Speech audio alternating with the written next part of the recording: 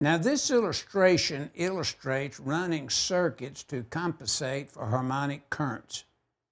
Now in the previous illustration, we showed the three computers with the isolation ground run back to the service equipment and was connected to earth ground in the manner shown there. But now notice here in the computers, we are routing back with our isolation ground, bypassing all metal. And notice in the panel board, we have a main ahead of this separately derived system, which many times is a K-rated isolation type transformer.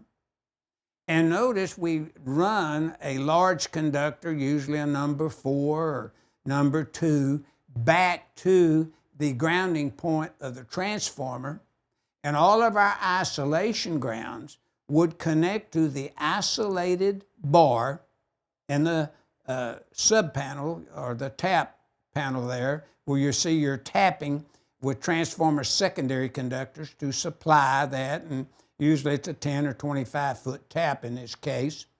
And we bypass the metal of that panel board in accordance with 408.40 exception.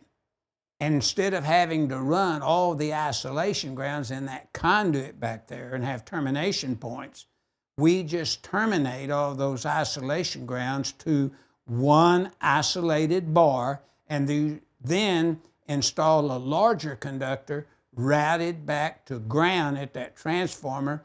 And the effort here in using the isolation grounds to connect computers and sensitive electronic equipment to reduce harmonic current problems, we're routing and bypassing all metal back to that separately derived system connected to usually structural steel or to metal water pipe, whatever is used and available for grounding, and usually it is the structural steel.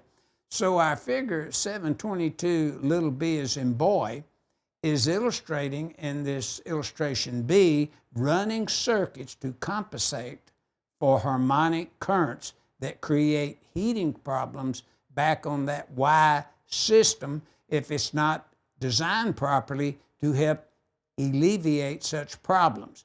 Now notice here we're carbon plug connecting.